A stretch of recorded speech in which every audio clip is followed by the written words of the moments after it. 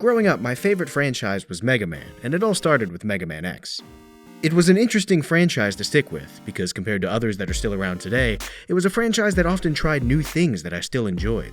From games like Battle Network, the Zero series, and even Mega Man Legends, I would constantly see the Mega Man name and try it out regardless of appearances and was rarely disappointed. So it makes sense that now I'm quick to try games that remind me of those games from my childhood, like Gravity Circuit. Gravity Circuit is a 2D action platformer with a sprite-style art direction that's immediately reminiscent of games like Mega Man X and Mega Man Zero. In the world of Gravity Circuit, an organization of 9 heroes, known as Circuits, form the Guardian Corps to fight against the Virus Army, a malicious force that threatens to destroy the planet. During the final battle, the Circuits and the Virus Army fought to a stalemate, with 8 of the 9 Circuits destroyed and the Gravity Circuit sustaining heavy damage. The remaining staff of the Guardian Corps recover the Gravity Circuit, but despite their best efforts to repair the hero, he's remained offline ever since. Years later, the Virus Army returns with the remaining 8 Circuits as allies, and the Gravity Circuit awakens to fight back against the familiar threat. Gameplay in Gravity Circuit is very familiar to fans of the Mega Man series, with a cast of 8 bosses to battle on unique stages. Throughout these stages are different types of enemies and platforming challenges that must be conquered as you make your way to the boss room. Movement options are typical of the genre, with left and right movement, jumping, and wall clinging, but Gravity Circuit adds its own flair with a sprint button that increases your horizontal movement speed and a grappling hook that doubles as a ranged attack. Your sole weapons in Gravity Circuit are your arms and legs, with punches and kicks making up your attacks. Defeated enemies will linger for a brief period, allowing you to continue attacking to overkill them for additional burst energy, or grab them with your grappling hook to throw as projectiles.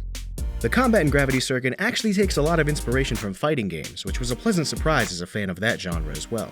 As you defeat enemies, you collect burst energy that can be spent on burst techniques, special moves with unique properties that deal increased damage. There's also a damage limiting mechanic on bosses that functions similar to a stun gauge, but with the opposite effect. If you attack a boss too quickly, this invisible meter fills, the boss flashes white, and they become temporarily invincible to damage until the bar drains. While this system may sound annoying on paper, the meter both fills and empties quickly and actually improves the flow of combat.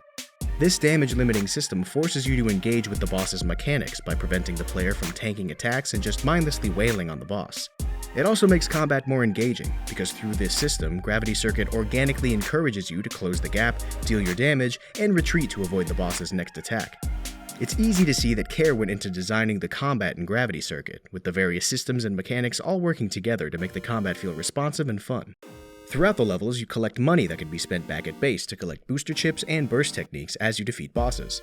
These chips make up the many customization options in Gravity Circuit, with a wide selection and the ability to equip 3 booster chips and 4 burst techniques that can be assigned to specific inputs. When defeating bosses, rather than immediately receiving a new power, you instead unlock burst technique chips that can be purchased from a dedicated vendor. Each level holds many hidden collectibles, such as 8 civilian bots that unlock additional booster chips and typically 1 health or energy upgrade. There are also hidden palette chips that change the color of Gravity Circuit's armor and provide an additional benefit outside of your equipment.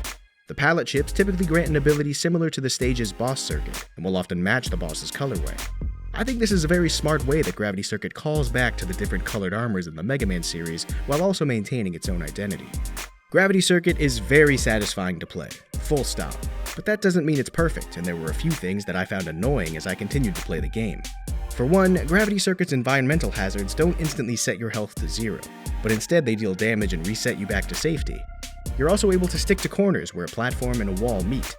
This initially was an interesting idea, but for me personally, there were many times this mechanic was more of a hindrance than an asset. This sticking behavior is also exhibited by small platforms if there's enough space to wall cling, and the game engine prevents you from clinging above that area. This often resolves as you hugging the wall but free falling until you reach the stickable area. Many times throughout the game, this behavior created problems, like getting stuck during fights with moving platforms, or losing all forward momentum when attempting to precisely time multiple jumps. These behaviors almost feel like they're the result of each other, with the environmental hazards being more forgiving to balance the occasional dicey platforming, and the wall sticking to balance the abundant use of environmental hazards as the main threat in platforming sections. Gravity Circuit also slightly drops the ball at the game's climax. Throughout the game, Gravity Circuit hints toward the story of what's happening in the world, but during the final encounter, it dumps a ton of exposition that I think could have been spread out a bit more. It's not as egregious as other games I've played, but I think there were many opportunities throughout the game to more efficiently deliver the game's backstory. Another small item I think is worth mentioning is that the final boss fight feels unnecessarily drawn out. Without spoiling anything, the final boss has a phase where in order to deal damage, you have to reveal a weak point, but the weak point periodically shields itself on what feels like a timer rather than an amount of damage. The way the fight is designed means you can at best get 1 or 2 hits in before the weak point closes again. This didn't ruin the fight by any means, but it made the fight far more tedious because more time spent revealing the boss's weak point is more time to potentially lose your own health. All in all, Gravity Circuit is a very fun game to play with fantastic music, combat, and aesthetics. It's easy to recommend to fans of 2D action platformers, but I think it's also a good game on its own merits. While it does have a few shortcomings, it succeeds in what it sets out to do with its many well-designed systems and approach to storytelling that I think make it worth anyone's time. Thanks for watching, take care, and remember, keep having fun.